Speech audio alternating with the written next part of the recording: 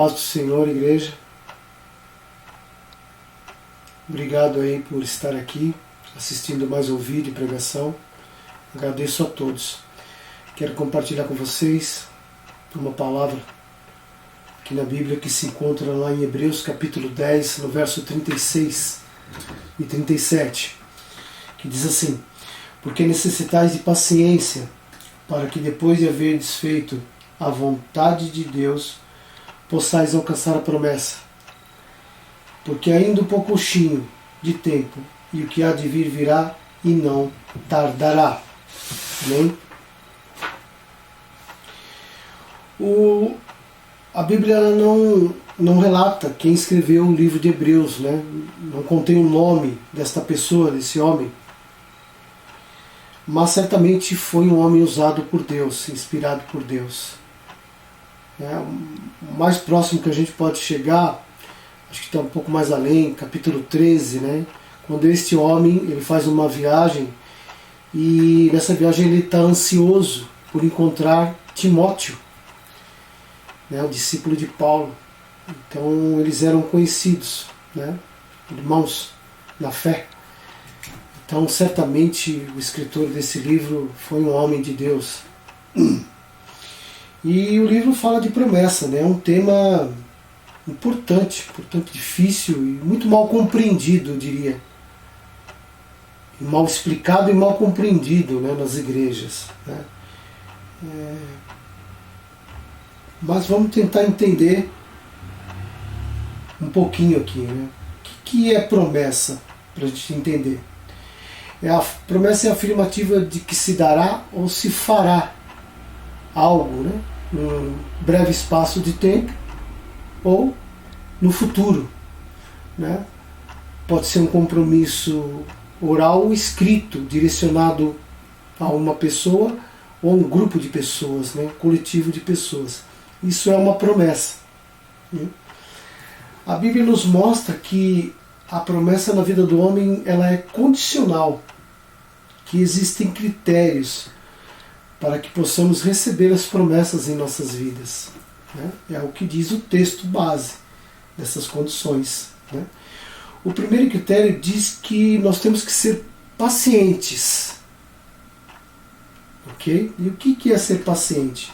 Você tem que possuir autocontrole emocional e espiritual. Você tem que suportar as adversidades, as provações da sua vida, né? Isso está lá em Romanos 12, se eu não me engano, de forma paciente e esperar por Deus, né? E isso é difícil, né? Isso é um atributo hoje em dia que é um pouco difícil de encontrar, né, no meio do povo evangélico, né? Pessoas que sejam pacientes, né? Crentes pacientes. É bem difícil, a grande maioria na verdade não é paciente, né? E o segundo critério é que nós devemos fazer a vontade de Deus. Está lá em Tessalonicenses, 1 Tessalonicenses capítulo 4, não me lembro o versículo agora. Fazer a vontade de Deus. Fazer a vontade de Deus consiste em você renunciar à sua vontade. Você renuncia à sua vontade, que é carnal, desse modo fazendo a vontade de Deus, que é espiritual.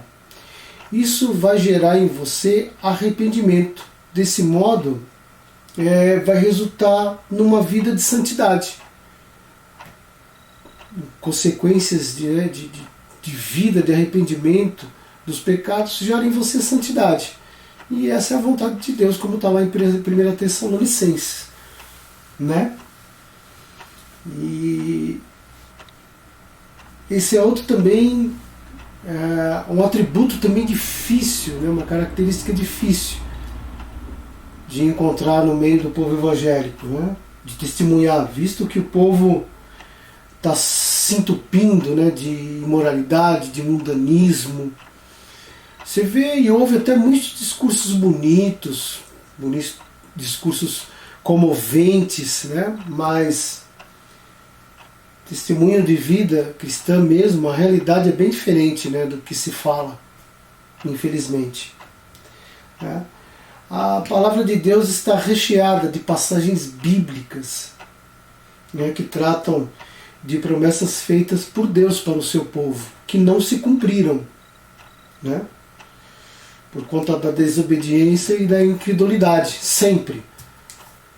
Sempre por causa disso, desobediência e incredulidade. Né? Uma passagem boa é Êxodo 6, Moisés, escolhido para tirar o povo. A promessa foi feita para esse povo israelita, né? Depois de 430 anos de cativeiro. Tá? Em Êxodo 12, se eu não me engano, Êxodo 12. Então, depois de 430 anos de cativeiro, eles são libertos da escravidão em direção, né, buscam a terra prometida, Canaã. Ok? Estima-se que aproximadamente 2 milhões, mais de 2 milhões de pessoas, na verdade, saíram do Egito, né, em direção a Canaã. Mas somente entraram Josué e Caleb e pessoas, né, jovens, abaixo de 20 anos que saíram do Egito. Ou seja, daquela geração que saiu do Egito, está em Números 32,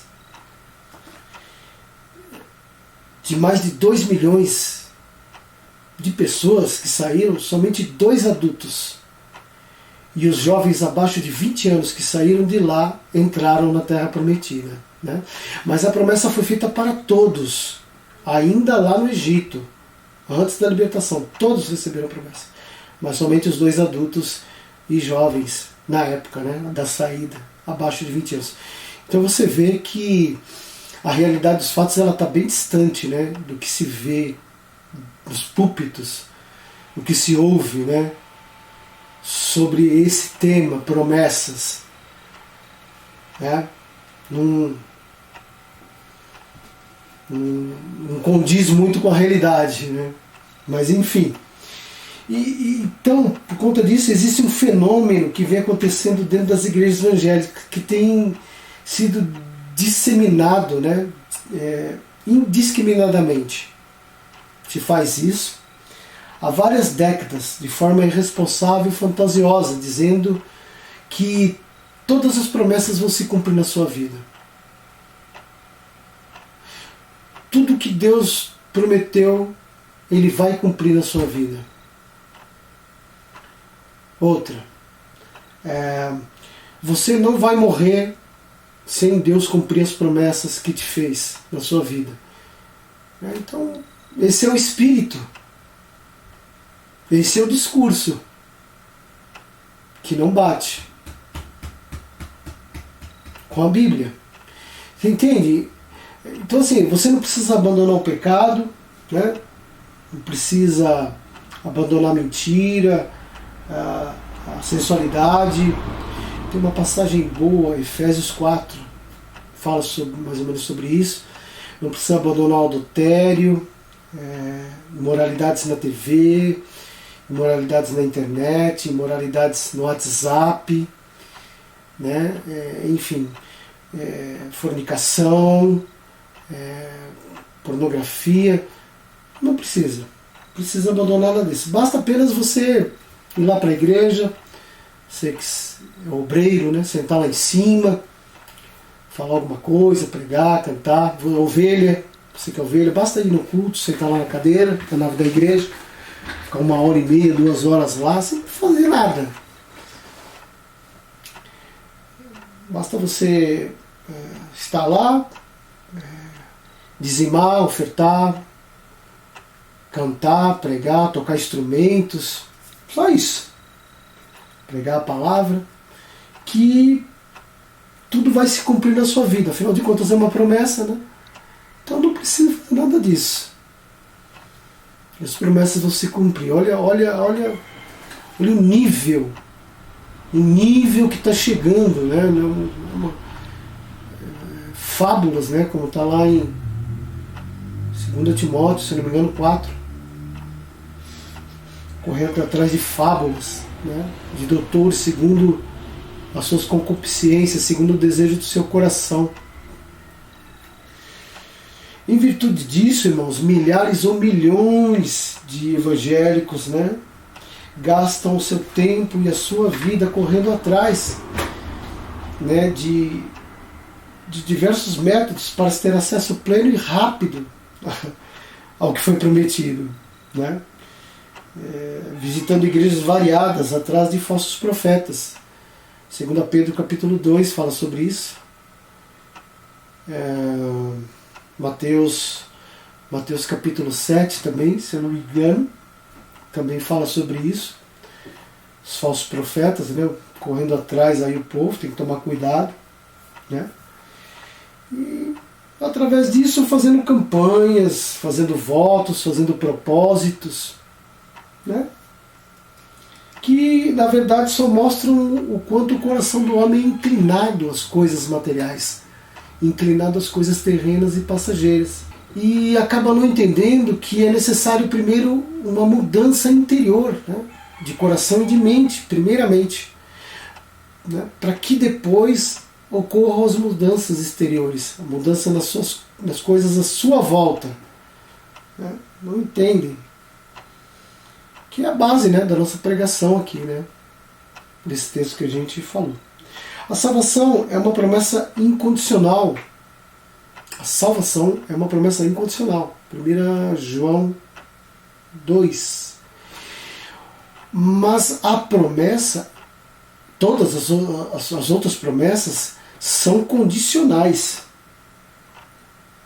E vão depender diretamente do modo de vida que você leva. Vai depender do seu testemunho de vida, meu irmão, minha irmã, para você receber as promessas, né? Não através de discurso, mas através de uma vida genuinamente na prática cristã, né? Disso depende as promessas para se cumprir na sua vida. Tem um texto, Isaías, capítulo 1, se eu não me engano, tem uma passagem, se credes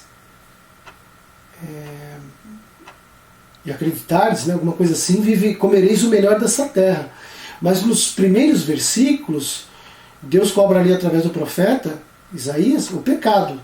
Fala de pecado, né, de um monte de coisa que ele está fazendo. Se arrepender dessas práticas, dessa vida, aí você vai comer o melhor dessa terra, né? Mas primeiro tem uma exortação, lá em Isaías capítulo 1. Com a mudança, com o arrependimento, você vai comer o melhor dessa terra. Ou seja, pode até acontecer algumas coisas na sua vida, alguma promessa se cumprir, mas eu considero isso como migalha. Eu, particularmente, presbítero Márcio, considero como migalha. Promessa mesmo, aquelas promessas, e a maioria delas, muitas vezes não se cumpre porque não há mudança de vida. Não é paciente e não busca santificação, como foi o texto aqui que a gente leu. Tá bom, meus irmãos? Queridos, essa é a palavra que eu queria compartilhar com vocês. Espero que vocês tenham compreendido, né, tenham entendido melhor, uma melhor compreensão. Quem não sabia ou quem já sabia possa ter uma melhor compreensão, tá bom? Obrigado mesmo por ter assistido aí. Fiquem com Deus, tá? Até um próximo vídeo, querendo Deus.